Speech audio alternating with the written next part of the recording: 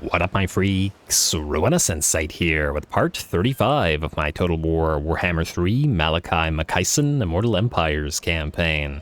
So as we saw last time, 3 glorious battles, in particular the battle with Mikhail Leadstrong leading his Longbeard against Decay Claw. We fooled around with the deployment a little bit and certainly made the battle a lot more interesting and almost uncomfortably close. Admittedly, we do still lack the buffs in this particular army. They're not super longbeards quite yet until we get this guy up to level 12, so gonna be a little bit before we do, but not to worry, it'll happen eventually. And we gotta get the Grumbling Guard in here as well to sort of lead some of those forces and retrofit the army a little bit, though. And I take it he doesn't really buff anything but Longbeards, and the Longbeards, especially the shielded ones with their interlocking shields, should be pretty good at holding the line, so, and not a bad thing to have a bunch of artillery in there with him as well. Maybe we'll borrow some units from a few of our allies, or at least ones that we may not have ordered before. Maybe a couple cavalry units, haven't decided yet. Oh. Well, I did want a couple more landships for the box army. I think they would work nicely there, but anyway, we'll figure that out as we go. For now, we got a lot to do, so Malakai, let's start with you, sir. You have defeated Village, and you are now going to head out to the Foundry of Bones. It looks like you're not reaching that this turn, but that's just fine. And this guy has nowhere to run. He could try to run here, but what's the point? What's the point? And we're going to trade the Red Fortress away as well. Malakai, sit here in airship camp. Malakai hasn't gotten that, you know, corrupted by chaos trait, right? You know, like if you spend too long in the chaos wastes, you can get a negative trait. Maybe he's immune to that in particular, because I feel like we've been in here for quite a while, but it is making me nervous and maybe we want to leave. But fortunately, the Foundry of Bones is the last place that we need to get to here. So Malakai, sit there until next turn. Architect Zufbarden. Okay, first we need to wipe out the Scourge of Aquitaine. So Gromby, kill. You're not at war with anybody, right? Yeah, no, you're not at war with anybody. Kill. Declare war. Don't call allies to help. They should be wiped out with a quick little auto-resolve like so. Okay, they'll run. But they won't run far enough. Now kill. We're obviously not going to bother fighting this because it's a waste of our time. And okay, we are going to put the Scarecrow banner back on our second Gyrocopter with Troll Hammers now. Lovely. Hopefully this doesn't do... Nah, it didn't do anything. Enough damage for us to warrant healing, but I guess we are kind of close to help it anyway, so yeah. You're gonna go to March Stance, and I guess you can travel through friendly territory. You are headed out to these guys after all, because we want to knock down a few of their territories. A little bit concerned with Help It if these guys decide to move towards it or the lair of the Troll King, but I'm just gonna hope that they don't. We'll see. We'll see how they react to this. Another Daughter of Valea. I guess we just get these constantly now. Lovely. And Architect Zufbarden, you can move a little bit further in March Stance, and you're headed to the Tower of Karak next, so that's where ye shall go to upgrade whatever else we need to upgrade there. I guess we can get the Siege Workshop and just maintain the Reinforced Gate. Why not? And I guess we'll upgrade you to Tier 3, but we won't be able to upgrade you to Tier 4 in time, will we? Wait, if we upgrade it now, nah, won't have time. He'll move away. We don't need the underway lookouts. We could build the Ranger Barracks, or we could build... Oh, you know what? We'll build the Slayer Shrine. It's the only thing here that goes to Tier 4. Although the Arms Foundry is admittedly much more useful as a building than this is. +1 capacity, but this thing offers us no capacity, but if we build an army, it'll most likely be out of this stuff, so now we're gonna build that instead. Alrighty, good. Who's up next? Stochel. You have taken the Glacier Encampment, but you are not able to reach Iron Frost, so you're just gonna go here and raid it for a turn. Probably not for a lot yet, 220. Not all that much at all. This guy's probably going to try to run down here, but where is he going to go? To the arms of the Waiting Dark Elves, perhaps? They're actually looking pretty friendly with each other. Probably united in their hatred of us. Sonori Granite Hand, Malakith has besieged you. I'm willing to bet he won't fight this, but we'll have to chase him down, and that's fine by me, and I'm sure fine by the Slayers as well. Let's get you Mentor, at least 1 point in there. You don't need Blessed by Grungni or Dowie Firepower in this one, do you? Do Slayer Pirates benefit from it at all? They do not. They do not. You have only Slayer-type units, and thus you have all the red line stuff that you could want and or need. Therefore, I guess it's time to start making you into a stronger fighter. This is something here that we could use. I mean, I guess we could do a Root of Grimnir just because the Slayer Lords are also fairly vulnerable. Ooh, wait, you know what? Maybe not this turn, because we could do Deadly no, we could do Stubborn Defiance, Hard to Hit into Foe Seeker, and we can get that after. Might as well try to get to Deadly Onslaught as fast as possible. Next up, the 2 Dragon Slayers that have been together since the very start, and I was gonna separate them at some point, but now I feel too bad to do so. Let's max out Stubborn Defiance on you just to get that additional physical resistance. I feel like it's more... Ow. You had another point available to you. Alright, you can, I think, have Rune of Grimnir, though, since you do have Deadly Onslaught. And is any Slayer complete without a Rune of Grimnir? Stubborn Defiance, Deadly Onslaught, a Rune of Grimnir. There you go. A little bit of defenses. And what about Garagrim? What do we get you? Well, you are also missing Stubborn Defiance. You don't have Deadly Blade, though your melee defense is actually quite high. Rune of Grimnir, Deadly Blade, you have Deadly Onslaught, and I guess 1 point into Stubborn Defiance. Looks good to me. That's all we gotta do there. Let's get some Slayer action. Ow! Okay, I'm surprised, admittedly. Malakith is actually gonna fight this, really. Okay, good luck, sir.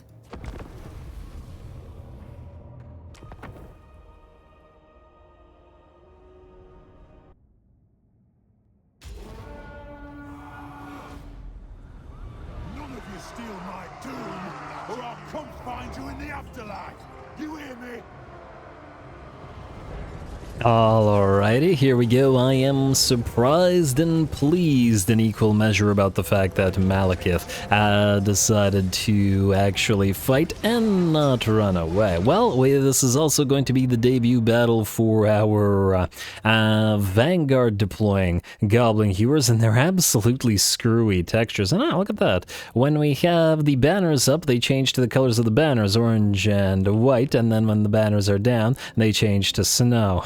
Kind of interesting, or the beards of the Slayers. But anyway, regardless of how they look, they throw axes just as well. So Vanguard deployment means we can start on these poor units of Dread Spears, as well as the enemy Lord, the Supreme Sorceress, who is rapidly losing her HP. And there we go, losing about 90% of her HP to that volley, and it looks like all of it is gone. The First Lord is down, Dark Shards, Dread Spears alike, all falling, and here come the Doom Seekers. Though I think the only Doom to be found here is that of the Dark Elves. Lovely. Obviously, this is just the start of this particular battle, as the enemy has its main stack, Malakith stack, is still ready to move in. Ooh, nice spin attack there from the Doom Seekers. You gotta love watching these guys fight. That animation creep on some of the newer stuff, pretty darn fantastic. I love them. Can't wait to get Ungrim some of these guys. Anyway, out here we've sent in a few of our also Vanguard deploying miners from the garrison just to distract these Dread Spears while we try to gun down the Master and send some reinforcements to the rest of the force. The Master is in a decent position by the looks of it, though, as he is losing very little HP to the attacks from the Slayer parts, more likely than not due to their lack of armor-piercing melee. We're probably better off actually firing at them with their pistols, though we gotta be careful about exploding our own units with those shots. Almost looks like they're It's like they're firing between the actual chariot chassis and the cold ones driving it. It seems like the bullets go here and then just penetrate through the chariot, hitting some of our units in the back. Kind of weird, but all good. Garagrim Iron Fist is on the case, and he's going to deal with the Master while we send the rest of our forces in to clean up the Dread Spear. Specifically, more action for those Doom Seekers, who should be able to rip these guys apart with no problem at all. And these are the Doom Slayers. Aptly named, and against Dread Spears, that's a pretty darn horrifically bad matchup. Looks like the enemy sends forth some Scourge Runners here. It's getting a nice little volley on some of our Goblin Hewers, but the Goblin Hewers will pay them back tenfold, I'm sure, once they actually start getting those shots off. That said, they are still firing into those Slayer Pirates and are starting to do some damage here, and definitely have to be careful. And on top of that, we got Railguns coming in from the Bloodrack Medusa, Flyers coming in, as well as Malakith leads his piles of harpies to drop on in, and that seemed like okay. An interesting use of the Black Dragon Breath there. It actually looks like it hit a lot of the harpies, but on the bright side, they covered a little bit of damage for us. Malakith will land, but Snorri Granite Hand has been waiting for him down here, and will send some Giant Slayers with their anti-large to hew the Great Black Dragon apart as we start hitting Malakith with our Lord and with another Dragon Slayer as well. Snorri, with all of his buffs up, has 92 melee attack and 900 weapon strength. Pretty darn solid, and we can see Malakith has already dropped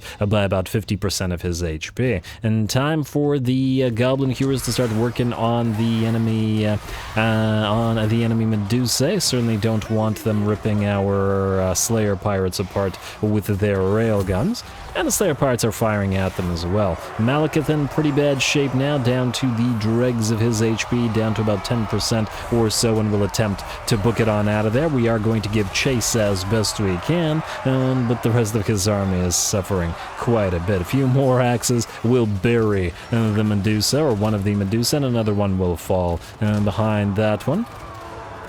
And by the looks of it, it seems unlikely that we'll need to kill the rest of them, as the rest of the enemy army will break. Lovely.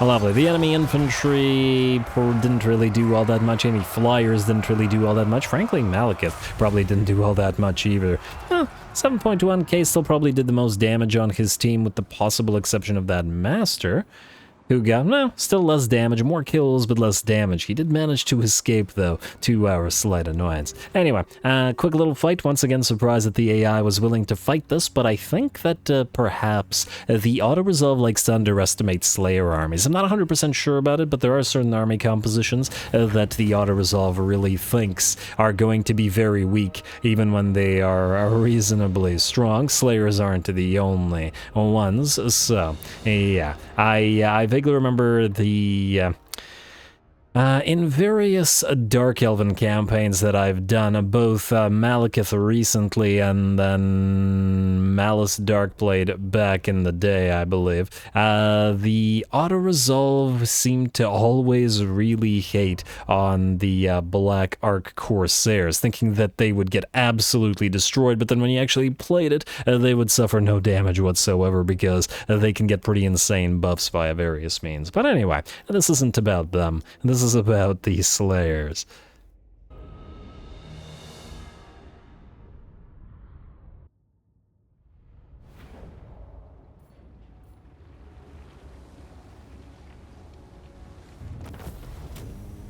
Alright, well, that went decently well. We certainly did take a little bit of damage for our trouble, but not so much that it was... it's going to prevent us from auto-resolving. The remnants of Malakith's army down. 3 of the Medusa escaped, but they were a little bit too fast, even for the Slayers. And to run down, the fact that we can run enemies down at all is a blessing for Dwarven armies, after all.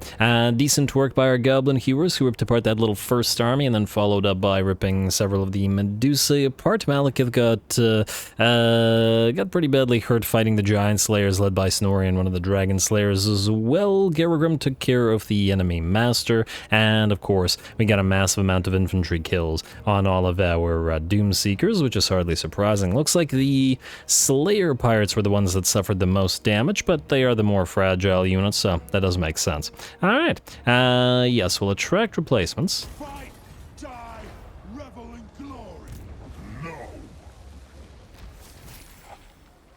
And we get the Frenzy ability. Now, I was taking a look at the stat line for the Slayers, whether it be the Demon or the Dragon Slayers, and it seems that they don't actually have Frenzy on their own, which is kind of surprising. You'd think that, generally speaking, they're one of the more frenzied units. Let's see. Let's read the description of Frenzy. Some warriors care not for their own personal safety, and so work themselves into a whirlwind of destruction and mindless violence. Now, to me, that kind of describes Slayers and Doomseekers in particular, but maybe I'm the frenzied one or crazy one. But anyway, at least Snorina has Frenzy. We good. Stonemason, Warbanner,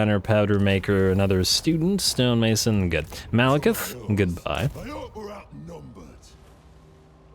He'll probably come back up because this isn't really the destruction of his faction, at least not for good, but, oh well, a little bit more damage. Heal us up as well.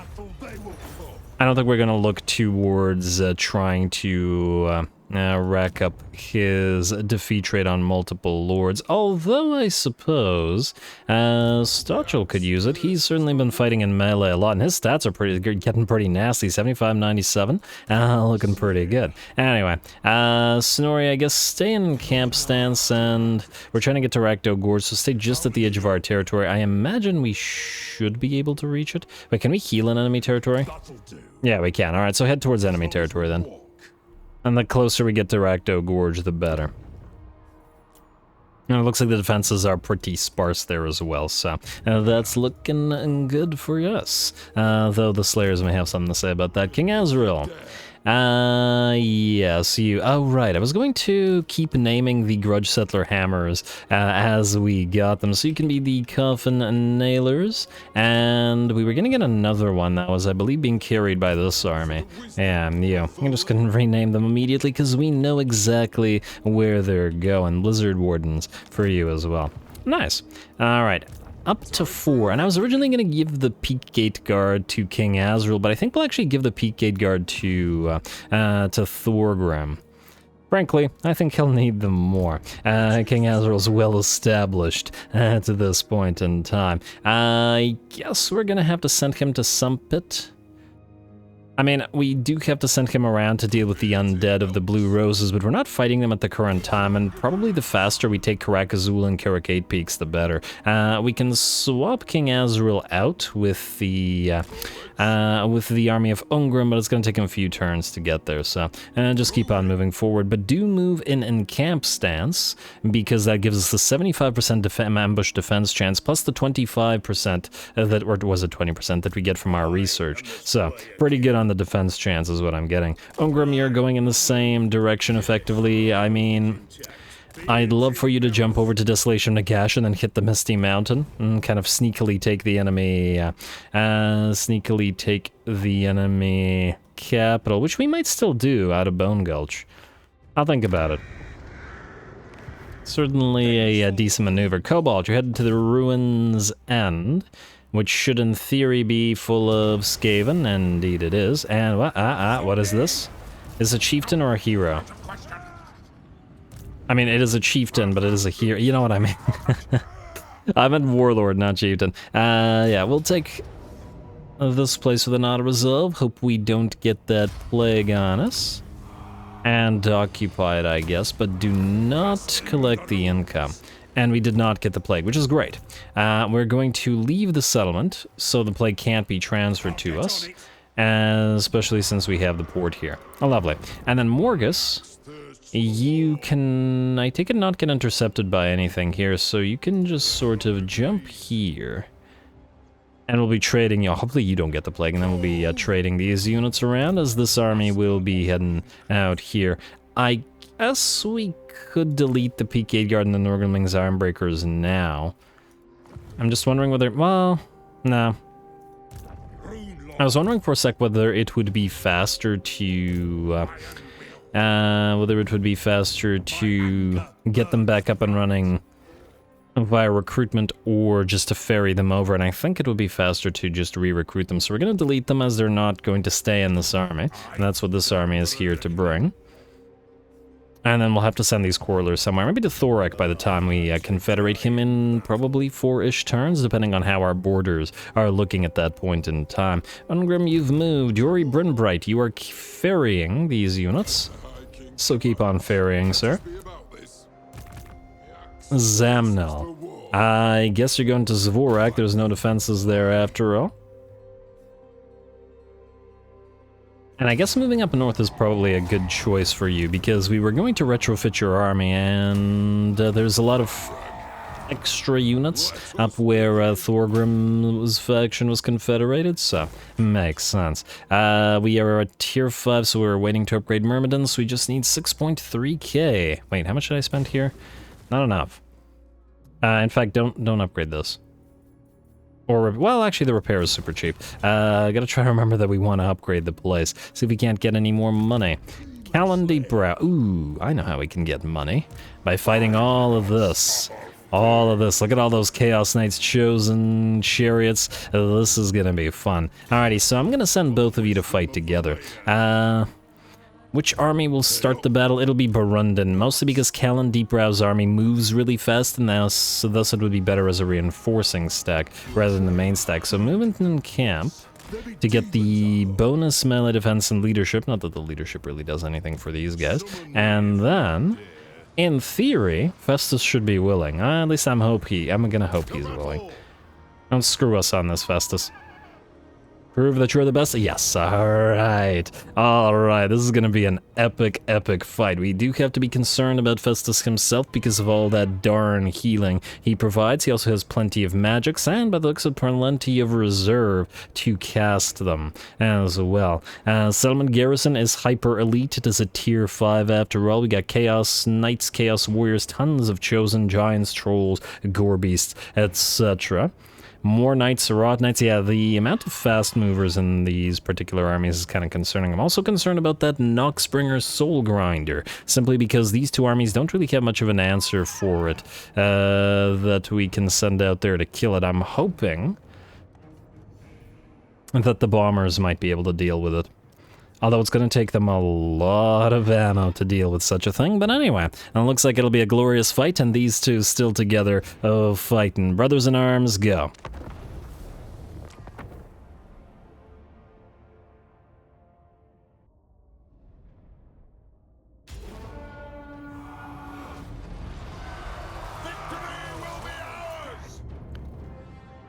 Alright, here we go. Victory will be ours. Looks like Burundan is not much for speeches, but that's alright. We'll let the Longbeards and the Quarrelers and this classic Dwarven army and do the talking this time around, at least until our run and gunners move in and back us up. Now, one interesting thing, for whatever reason, I don't know what gives, but Burundan Stoneheart's entire army has Vanguard deployment. So we were able to deploy forward, and that includes the drum, and includes everything, so it seems like he confers Vanguard deployment to his entire army, much like Vlad does. I am not sure whether this is unique to Burundan or there's some kind of bug with him, but, well, I'm not complaining. Kind of makes him a unique lord in that respect. Anyway, we Vanguard deployed close to the little tiny enemy army that is waiting for its reinforcements to arrive, and we should be able to destroy the vast majority of it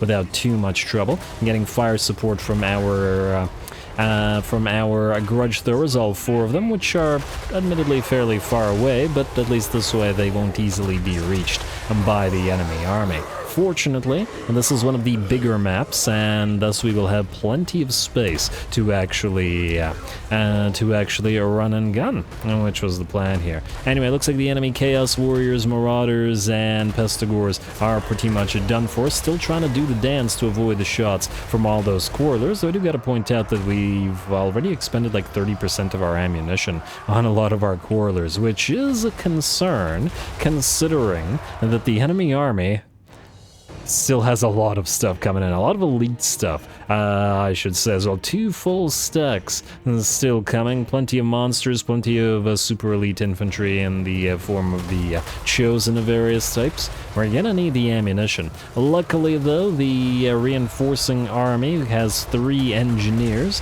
and all of them have the restock ability, so even if we do run out of ammunition, we can always restock. Alright. Now, looks like some spawn of Nurgle attempted to charge forth, but get ripped apart by the Quarrelers there. Keep on quarreling as you do. There's another little unit of Chaos Warriors, but that should get ripped apart by a combination of artillery and Quarreler fire. And next up will be the enemy Lord, who we are going to target as soon as these guys have shattered.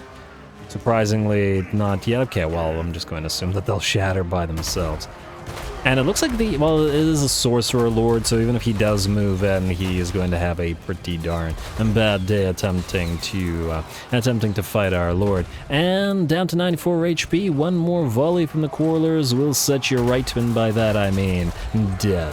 Lovely. Alright, and the reinforcing army is here. Gyro bombers as well as land ships and the Slayer pirates booking it forth. And look at them pump those dwarfen legs. 70% or 70 move speed. They're faster than land ships. It's pretty great. Not as fast perhaps as the war wagons and as the gyrocopters, but this certainly puts a smile on my face. Ugh. And just seeing a dwarfen army capable of this is just so neat.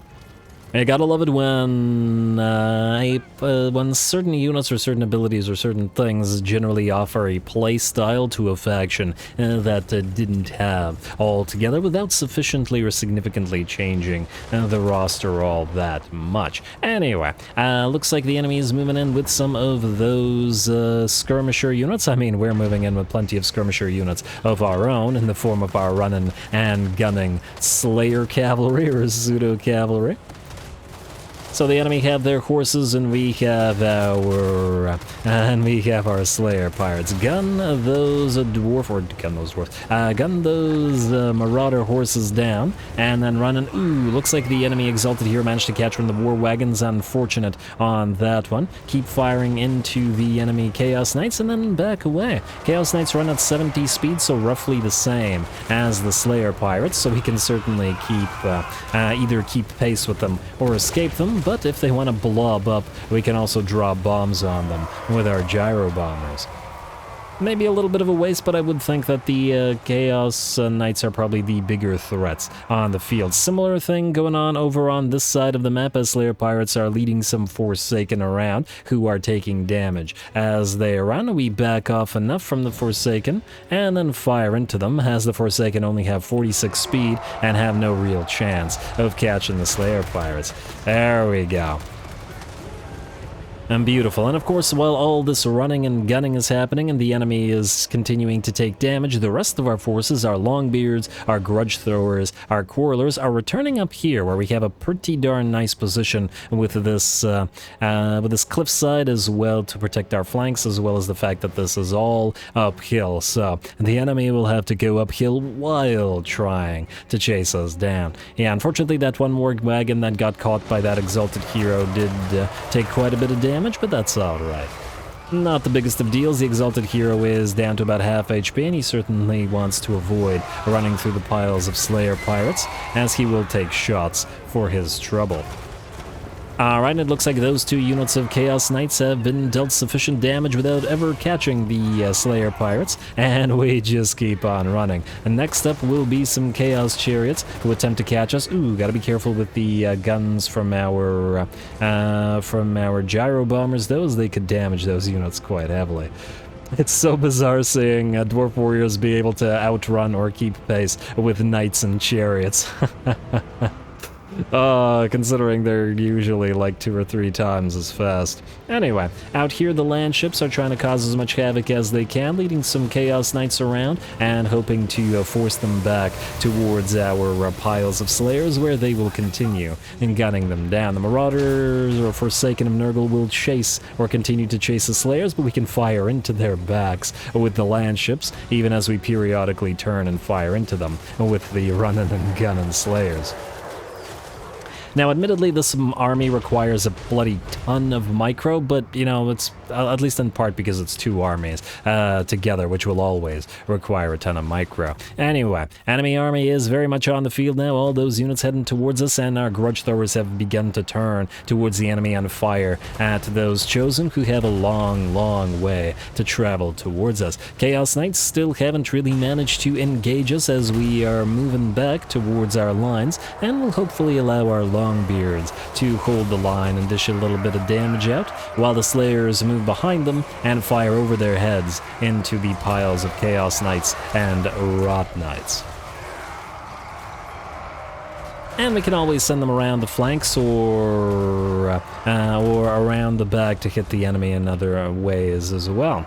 Very nice. Alright, Longbeards are blocking enemies off. The enemy is starting to move towards our main line here, but the Slayer Pirates are going to simply move behind the Longbeards here as well and continue firing. On top of that, because of the sheer number of the master engineers we have nearly full uptime on ballistics calibration. So we basically have a permanent plus 30 reload skill to all of our artillery and our quarrelers and some of the rangers, at least those that are near to the drum over on this flank. On the rightmost flank, where the enemy has attempted to concentrate most of its cavalry, those cavalry are having a pretty bad time of it. The landships have moved in to attempt to anchor our lines, but are probably going to move around a little bit to try to get their cannons into range as well. By the looks of it, the Longbeards will be able to hold just fine, and the landships are liable to block shots from those Slayer Pirates, which are, by the looks of it, gunning down those Chaos Knights very effectively. Some Chaos Chariots tried to charge through, but these are Slayers after all, and they are still anti-large in their melee, and we'll still be able to rip those chariots apart even if they do close the distance. Very nice.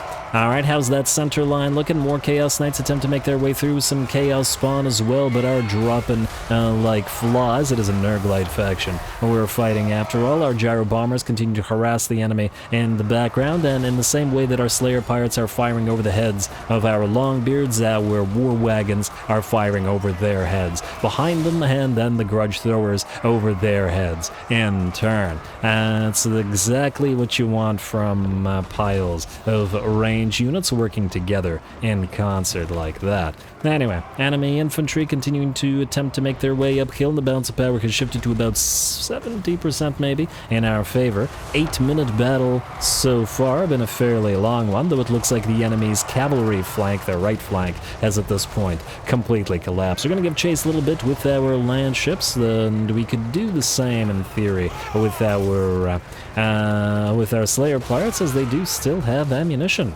Gotta love all that bonus ammunition on offer from those engineers that we put into this army. And the enemy continues to attempt to make their way uphill. Grudge Throwers smashing apart Chosen, probably not as effectively as organ guns and such would, but effectively enough for our purposes, I'd wager. We are starting to run out of ammunition on the Gyro Bombers, but once again we can always restock as needed. And, ooh, looks like a giant is moving in. Festus has also suffered a massive amount of damage attempting to close the distance as well. And by the looks of it, with that, the enemy army will shatter, and the battle will be ours. Sorry, Giant, you just got into the fray and managed to kill a grand total of 0 units before your entire army broke. And on top of that, the speed of those Slayer Pirates offers us the ability to chase the enemy down. 28 move speed on the Chaos Warriors, and similarly 28 on the Chosen. Compared to the 70 speed of the Slayers means we should be able to chase down all the infantry. Lovely. I mean, once again, these guys are as fast as Chaos Knights are. Oh, look at them run. It's a beautiful sight. Alright, well, I guess we don't need to watch them chase all the enemies down, but rest assured that chase them down we will. I guess we can get a few more volleys from the war wagons just to watch Festus's death, as this will be the last time we see him. The first and last time we see him. He got 1 kill. Although Festus isn't, well, he's more valuable providing a massive amount of region than he is killing things, generally speaking. Anyway, lots and lots of chasing to do, and chase we will, but off screen.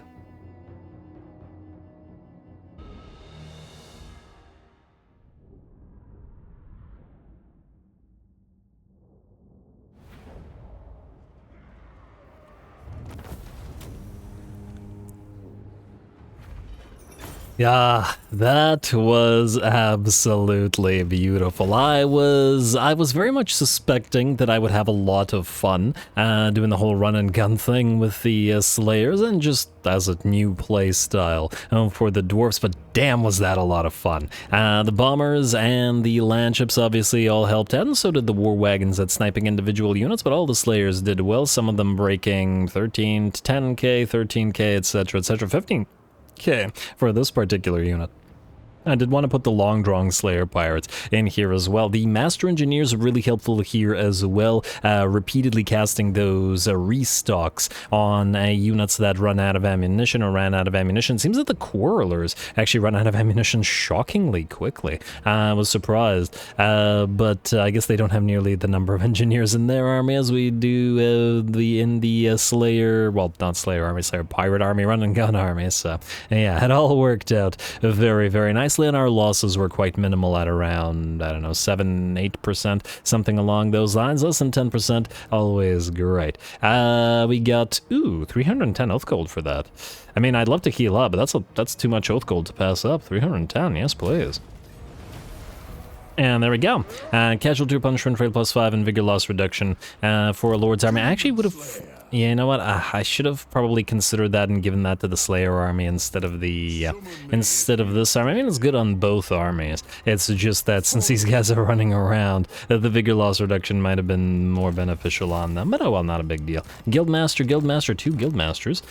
Some more Daughters of Valea, Stonemason rather, and Brass Keep, assuming that the auto-resolve doesn't screw us for some reason, and it's not looking like it will. We can auto-resolve, and the landships will get hurt, but yeah, gotta get used to that. And with that, Festus will go down. We will occupy the place since the Brass Keep is a tier 5 territory, and it's a green territory as well. And go immediately into impair with the guilds.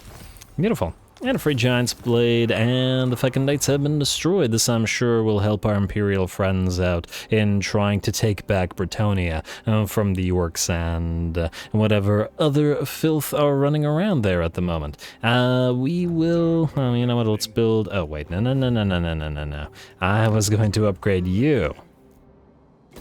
And didn't have enough money, but now we do. So, there we go. Now we can build whatever else we want here. Cinnabar Mining Pit, sure, we'll need the growth here because it's going to take a while to grow itself back up to tier 5. As a single settlement, I guess we could do the Oath Gold building here. It's not like we're going to be making a lot of money out of a single settlement, and yeah, that's fine. Then we will go for the Refectory, of course, because we always do. And then lastly, I guess the Guildmaster's Council. Or actually, wait, or do we go for the Foundry for that Lord Recruit rank? Well, you know what, let's start with the Foundry and then we'll figure the other stuff out later. Now, you two can no longer move. One of you, or maybe both of you, will hunt down Dodan, and then maybe we'll send both of them to burn down Lorelorn Forest while we're here. Maybe. There's no real need to do it, but could be fun. Certainly would probably be a lot of a different sort of battle because the Wood Elves have a lot of range units, unlike the Forces of Chaos, so the run and gun would be, well, a lot less effective and may engender actually running the Slayers forward at the enemy archers instead of away from the enemy melee troops. Interesting considerations there. Belagar, you sir. You could sail out and grab Gronti Mingle from here. I was actually originally going to send you... We could wait here for a turn. and go for Granty Mingle, or even jump to Ekrund. We still need to do that. It's not like we're in a hurry to go up here. On the other hand, we have a lot of armies here. 1, 2, 3... Wait, actually, wait, no, this is 1. 1, 2, 3, 4, 5 armies. It's a lot. Do we really need a 6th one to deal with the Bloody Hands? I know that we can't have Mikhail move out while rats are coming from here, and he needs to heal up as well. So maybe it would actually be better to send Belgar this way. I'm a little bit concerned about losing Galbarez to our friends here, who are currently fighting Scarby, and Scarby certainly looks like he's on the back foot and about to lose a lot of territory, though. And Belgar is the closest to it all.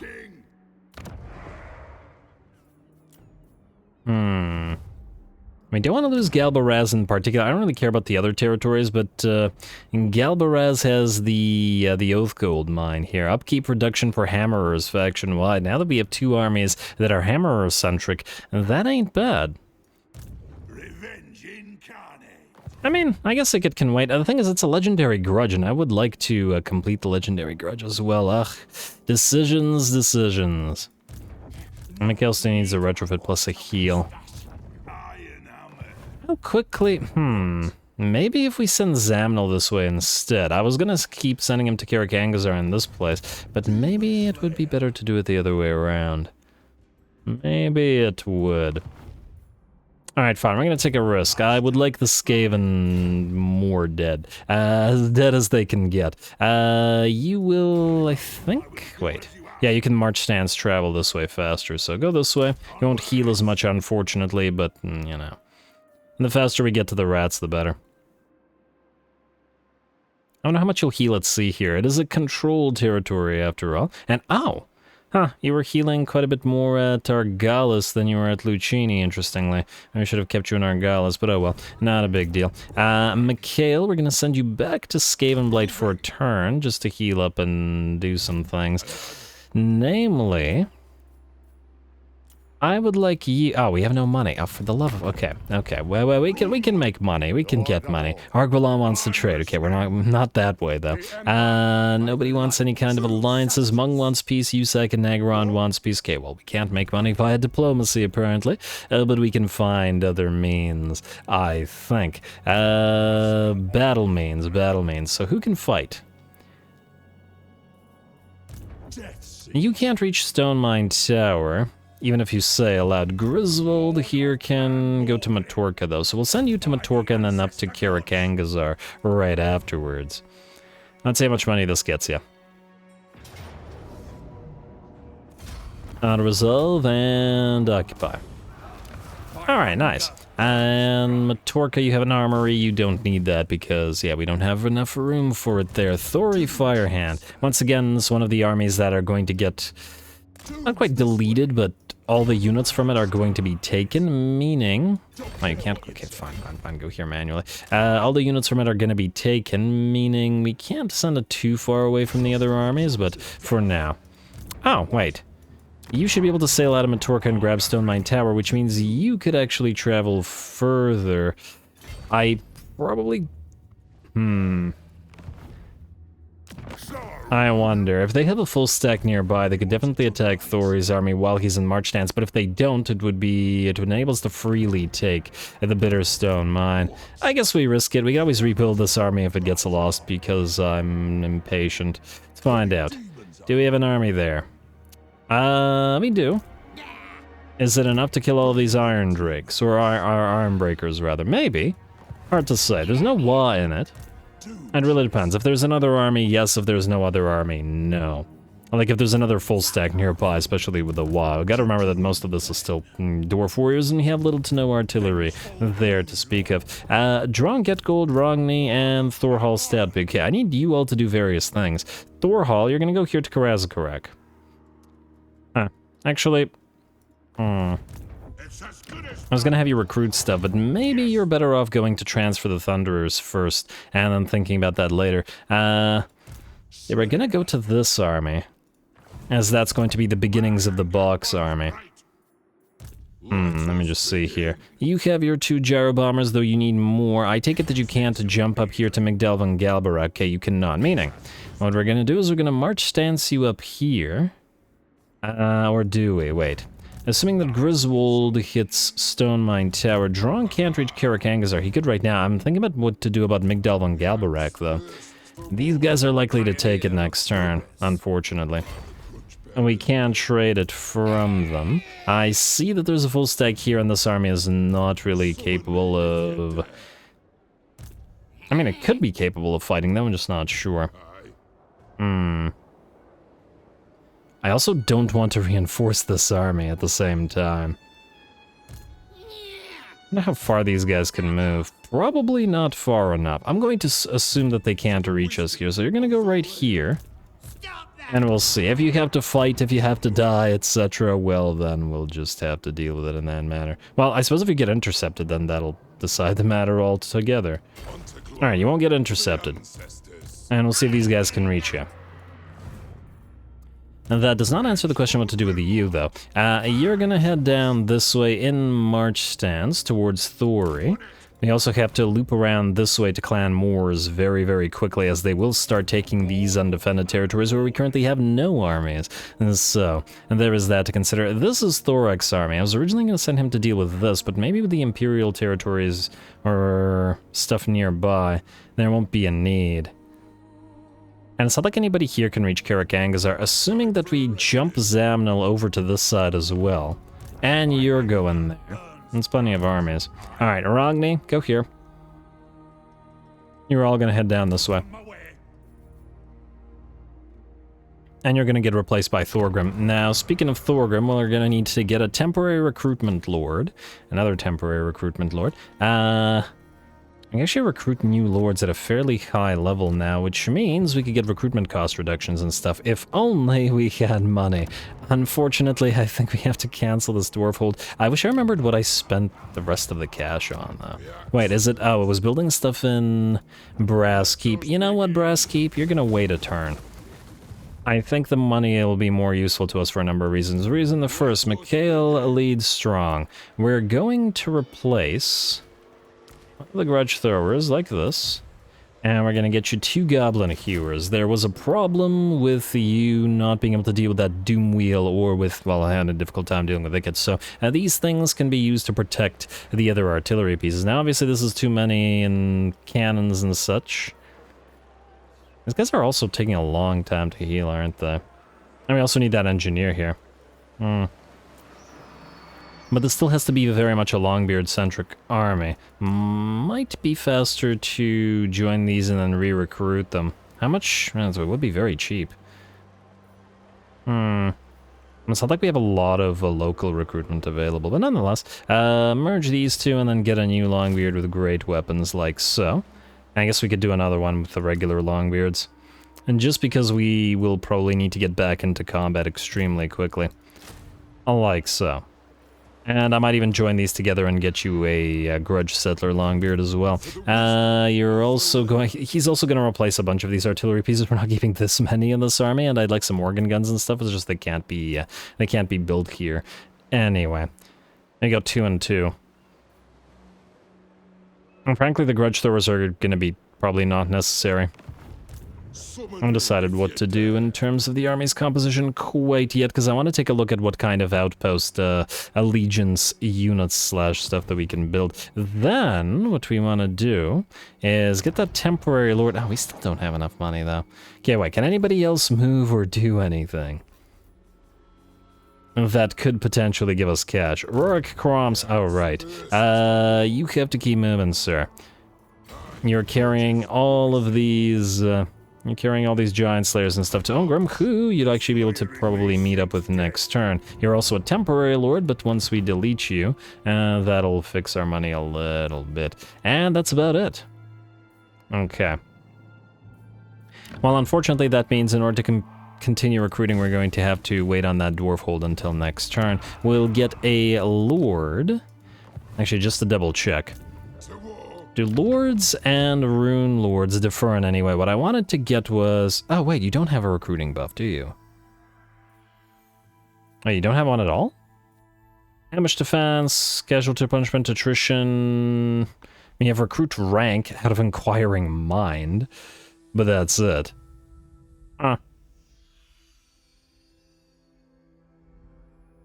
4, 8, 9, 10, 11. So we would be able to get inquiring mind, but that's about it. So a single point of recruit rank, that doesn't seem worth it. Oh, you caviar the council recruitment cost reduction. Still not all that much, though. And it would prevent us from going for inquiring mind. I guess it's the Imperials that have the recruitment cost reduction in the blue tree. Okay, that was the Lords. What about the Rune Lords? Do they have anything different here? Now, what about up here? No, not really. In fact, they have no recruitment things whatsoever. Well, that's a shame. In my opinion, then, it's probably not worth it. The money that we save via recruitment would be lost by this 900, most likely. Wouldn't it? I'm not 100% on it. I mean, I suppose if we build some really expensive stuff. Maybe this would be a decent time to build some thunder barges for a few armies. Alright, fine. Let's get you. Doesn't really matter which one. Go for you. And you cost us 3,000 gold due to supply lines. We're gonna go this, so we're gonna go here, the council, and then we won't have enough to get to inquiring mind, but we'll start moving towards it anyway. Since you're gonna be ferrying, we can probably get you grudges to settle as well. This is a recruit rank for minor, dwarf warrior, longbeards. Yeah, if only it was for everybody. Out of this, we can get you mason, I guess. It doesn't really matter, none of this matters. Iron-willed and... I don't know, inspirational leader, sure, why not? Then, what I would like you to, oh yeah, okay, wow, the thunder barges are expensive. We want one of these for Thorgrim, and we want him to get 4 gyro bombers, because I wanted him to be hammerers and bombers. Because, you know, Karazakarak, he likes hammers and he likes gyrocopters. Those are the two things that Karazakarak's buffs, or airfields. So these can be replaced by gyrocopters or gyro bombers. And this one will get replaced by the Peak Gate Guard, and then this one will get replaced by the single Thunder Barge, which will lead the air sorties in the same way that the Peak Gate Guard will lead the hammerer units. That's not all we can build here, though. I mean, we can start building another Thunder Barge. I did want to get 2 Thunder Barges for Belagar. I also wanted to get a couple of organ guns for somebody. It doesn't necessarily have to be you that recruits Belagar's Thunder Barges, though. On the other hand, we can have somebody else ferry them over. You know what? Fine. We'll skip the bombers and we'll build 3 Thunder Barges immediately. Oh, damn, we actually need 4.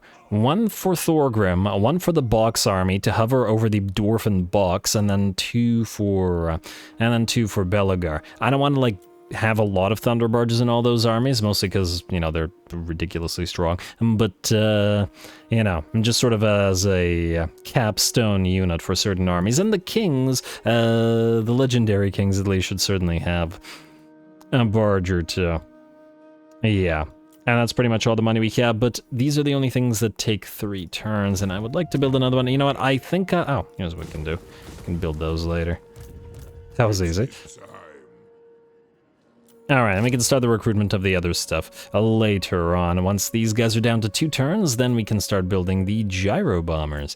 Alright, and that works for me. Anyway, folks, with that, I think we are pretty much out of time, at the very least. The only thing we can do, I think, now is end the turn, which we will do, which I was trying to get towards, which is why I wanted to get the recruitment started. So, let's end the turn.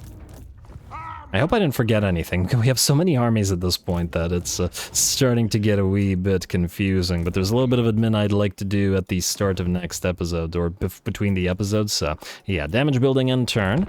Let's see if anybody attacks us. I imagine the Skaven are going to attack Tobaro, but that's fine, we haven't invested in it at all at this point, and have no intention of doing so, because we need we need multiple armies there to do their thing.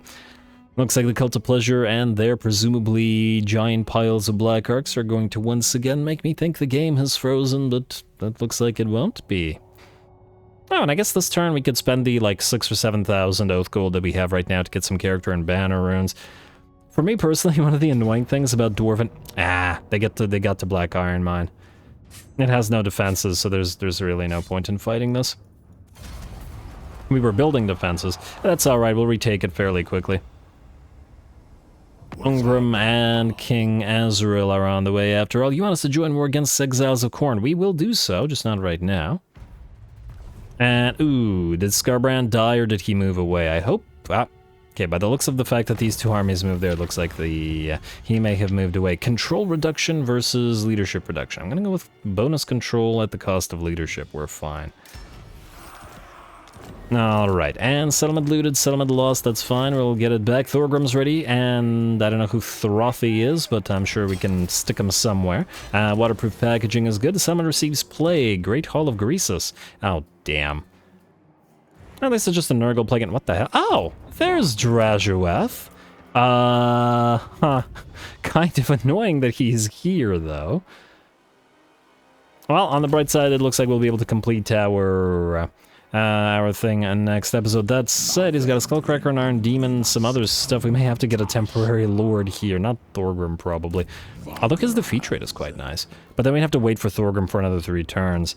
On the other hand, that might not be the worst thing in the world, because his army's not going to be doing anything for a few turns anyway. Alright, well, certainly some considerations there, but for now, we're out of time, and I'm going to call the episode here. Next time, we advance towards the rats from several directions. Hopefully, with these 2 armies, we continue and probably will wipe out the Bloody Hands and hopefully the Legion of Asgore. And next time, Malakith's in trouble up north as well as we head on down through his territories, and presumably afterwards to whoever else is down here now. Huh. Would you look at that?